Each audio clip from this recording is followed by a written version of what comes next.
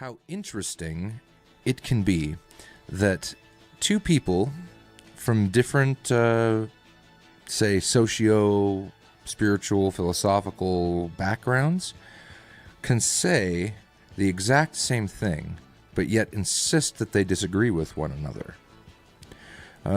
This is really funny, because I was having a conversation with a friend of mine many, many years ago over coffee. We used to talk philosophy a lot, and I believe that the conversation was as to the nature of the universe and how, through the law of conservation, nothing is wasted. So from a certain point of view, you could say that death is a complete illusion, because nothing that ever was born could ever be destroyed totally. It could only be changed in form, right? Ashes to ashes, dust to dust. And so he said something like that, and then I said something. I was like, yeah, that's just totally what I was thinking about, And I don't remember which text I quoted at the time. I basically said the same thing, and he looked at me and he goes, "We're just never going to agree." I said, "But wait a minute, we just kind of did." And he looks at me and says, "Well, that's your opinion." And I was like, whoa. Are we so programmed that if you're talking with a human being who in your brain comes from a different background, isn't it interesting how we're inclined to completely close our minds as to what they have to say and not really listen, just because we've already made up our minds about what that person believes or what that person is? We've labeled them basically, right? And so it's not a human rights discussion, but I think it's pretty easy to see the parallels. But in any case, I found that interesting, and it gave me a really, really good idea.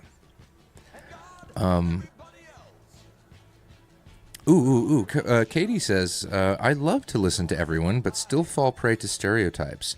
Me too. I think we all do, Katie. I notice it in myself, despite a lifetime of attempting to weed them out. I still notice them in me. And sometimes I won't even catch it. Perhaps the challenge is not catching such stereotypes or closed-mindedness in yourself. It's catching it in time, catching it during the conversation. That's where I have a hard time. Like, I can always say, oh my God, I just totally didn't listen to a thing that person said because I had judged them. I do it every day. And yet my problem is that oftentimes I don't recognize that error until it's too late, until the conversation is over, and it's like at that night trying to sleep. You know what I mean? I think the biggest challenge there is trying to catch our own, not even biases or stereotypes, but our own preconceptions, our own notions, to try to challenge those and bring those to the light in time. That's my difficulty. So, Spoken Malice says biases can run deep. Absolutely. Katie says exactly. I love having so many friends of various backgrounds and experiences. Oh, me too. That's why this group, this family that we have right here on Twitch and in this channel is so amazing to me. We got somebody from everywhere. And I think it's proof, or I will attempt to show a theory with this next segment that I hope will prove not only to myself but to other people through good scientific method, testing, experimenting, and repeating said experiment. I would like to illustrate that regardless of where we got our philosophical education, traits, religion, spirituality, our logic, they all kind of say the same thing if you go deeply enough into every philosophy. My father says that they're like spokes to a wheel. There's hundreds of spokes on a giant wheel, but they all lead to the same hub, whether or not we want to admit it. Spoken Malice says, I was a hitchhiker as a teenager, so I've met many... Oh! See, could there be a more naturally inclined person to philosophy other than a hitchhiker? I've hitchhiked my whole life in Hawaii. That's how we got around as kids. And you meet so many people that it definitely helps, avoid closed-mindedness. But yeah, I mean, in a recent conversation, I was shocked at my own closed-mindedness as well, even after all these years. And I'm going, okay, so let's get back to a basis. So In the world of philosophy, where there really is no truth or absolute, there are only likelihoods and possibilities and theories, ideas, right? We're studying ideas here and talking about ideas, not whether or not the ideas are right or wrong or crazy. We're just looking at the ideas. And the more we can look at those ideas without attaching any mental label whatsoever, as far as right, wrong, the more we're going to learn from them. At least that's my theory. Anyway, this new segment, what I want to do is we will be reading some quotes from great thinkers, everyone from religious people to philosophers to scientists to nihilists and atheists all the way around. And we're going to try to see if we can pick out from which side of the fence the quote actually came from. Scientist, or atheist, to religious. I hate, grouping all these words, but we have to use the English language, so there's not much we can really do about it. All right, our first quote in the quote swap. Let's see if you guys can figure out who wrote this one. Science without religion is lame. Religion without science is blind. Obviously, of course, we're referring to the inability to walk, not our modern slang term of lame. Science without religion is lame. Religion without science is blind. All right, what do you think? Where did this come from? From a priest or a man of science?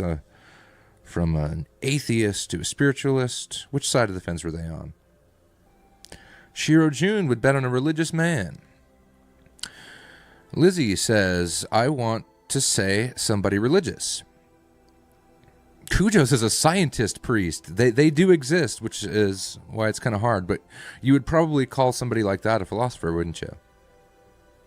Ooh, C says, if I remember correctly, it was a scientist. We'll give Spoken Malice just a second to think about it here. Gex says, I don't know, I guess a scientist because he mentioned the science without religion first. That's funny. C says he's 90% sure he knows who said it. I want to say a priest scientist who did genetics studies. Oh, that's awesome. Gracious says scientist. Okay, I think that's most of us.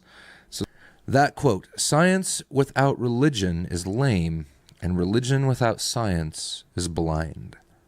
That is Albert Einstein, ladies and gentlemen. Is that who you had in mind, Cease? Albert Einstein. Cheers. Oh, Einstein's so great. People on both sides of those fences can really get on board with Einstein no matter what. Because he's one of those scientists, I suppose, in his own words, he studied the cosmos long enough that it just eventually spilled over into something a little bit more spiritual. Yeah. Okay, this Shiro says it's hard to guess since this thing isn't a binary thing. You can't be religious and don't think that the earth is flat, right? It's true. It is hard, but it does seem that in most people's minds there is kind of a defined fence, isn't there? But that's what I love about philosophy, is because it kind of encompasses all of it. All right, let's move on to our next one. This next quote, let's see, scientist or religious person? Let's see. Had I known that science was nothing more than scripture written in math instead of Greek, I would have paid more attention in science class and saved a couple of years of unpleasant Sunday school. Once again, had I known that science was nothing more than scripture written in math instead of Greek, I would have paid more attention to science, I would have paid more attention in science class and saved a couple of years of unpleasant Sunday school. Tam Tam, what do you think? Scientist or a religious person? Lizzie says a religious person turned scientist.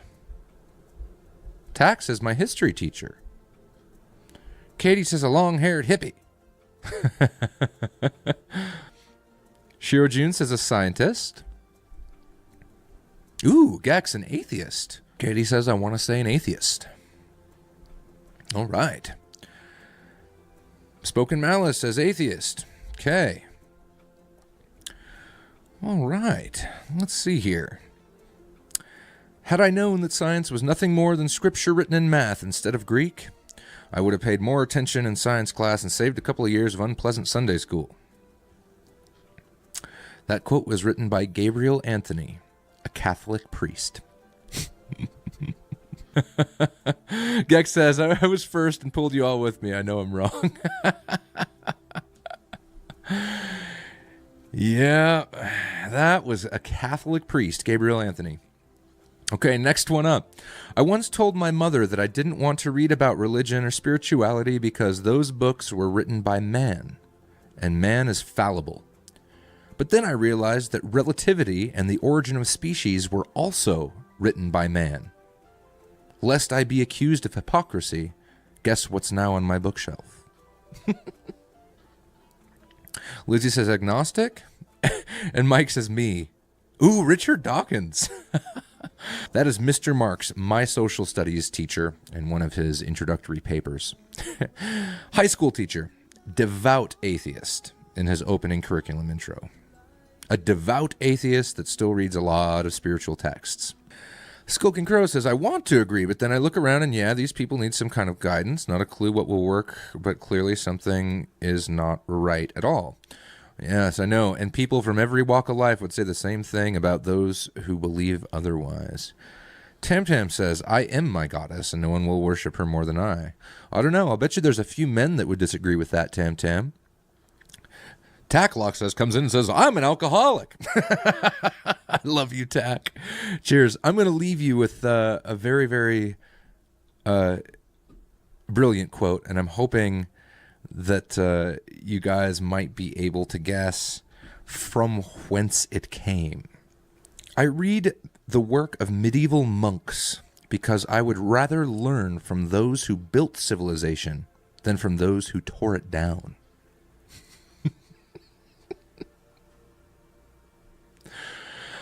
I read the work of medieval monks because I would rather learn from those who built civilization than from those who tore it down.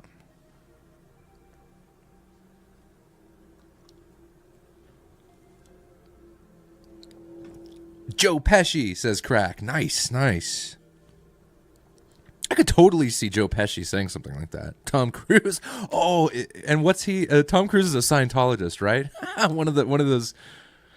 Archibald White. Ooh, no.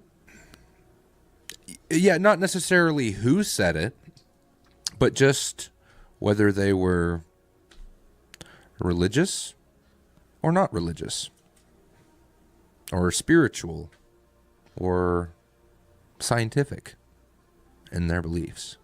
Ernest Hemingway. Hemingway is actually a pretty good guess. He was a very, very progressive thinker in this way. Ooh, Gracious says agnostic. Okay, here we go. I think that's what we got, guys. The answer is... Oh, hold on. I got to read Emlyn's real quick. Emlyn Diary says, since I have been ill, a lot of people have been mentioning religion.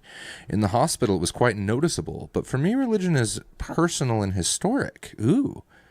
For me, more pagan than Christianity. Well said, well said. That's great. I love this bit. Lizzie says, because there's a difference between super religious and somebody who's a bit spiritual but not a fundamentalist. Very fair point. Well said, guys. Thank you for doing this with me.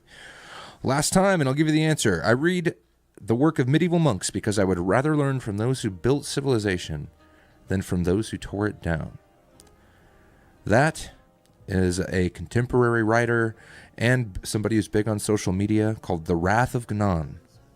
And The Wrath of Gnon, this person is a nihilist. Straight up nihilist. Perhaps, according to the popular view, which may or may not be correct or stereotypical, but a nihilist is as far as you can get on the atheist scale. Pretty amazing.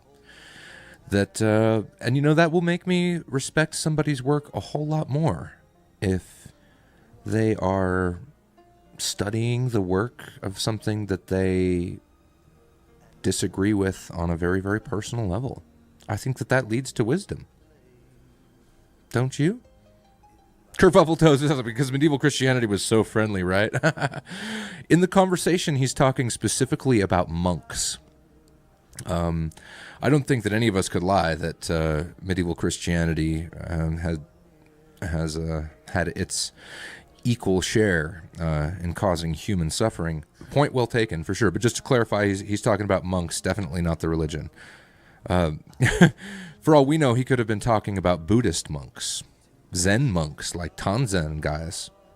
So it is kind of important to make that distinction, that in that quote, he made no reference to which religion these monks that he reads are from. These days, there are still violent Buddhist monks. Oh, Kerfuffletoes, I aware that there are exceptions to that rule.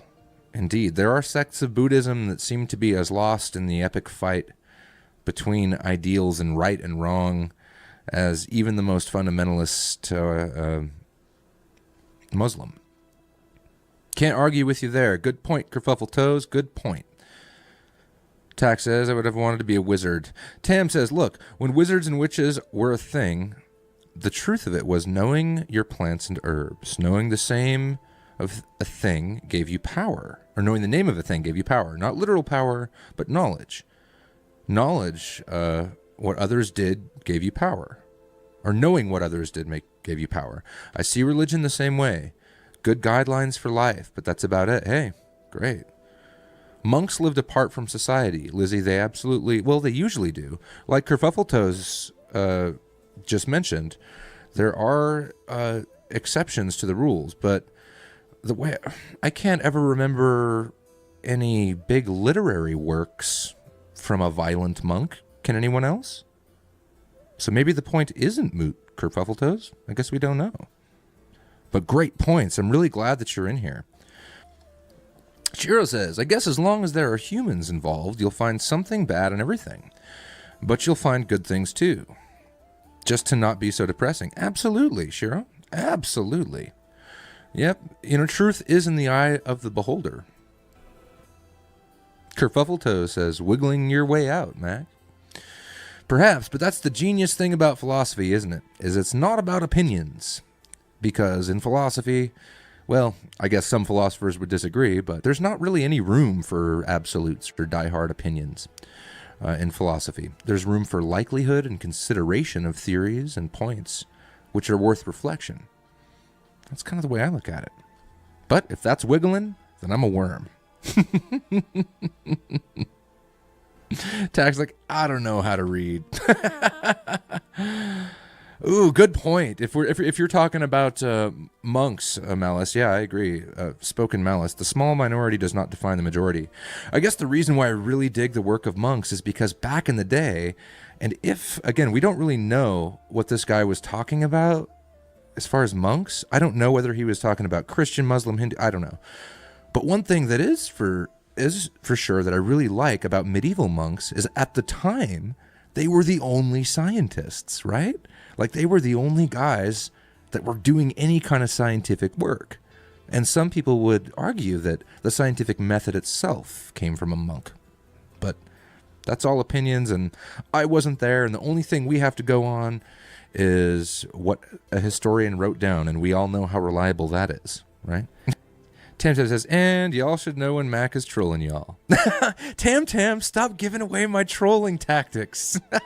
Kerfuffletoes says, MacArthur Lloyd, there were fighting monks in the Crusades in medieval times as well.